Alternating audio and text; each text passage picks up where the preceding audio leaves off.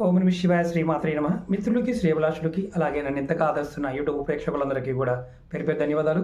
మిత్రులారా, మీ అందరికీ పరాదేవత ఎల్లవెల్లలా మీతో ఉండి మీ మనోవాంఛ నెరవేర్చాలని మనస్ఫూర్తిగా కోరుకుంటున్నాను. మనం ఏ పదార్థాలతో శివలింగాన్ని తయారు చేసి ఎటువంటి ఫలితం కలుగుతుందో తెలుసుకుంటున్నాం.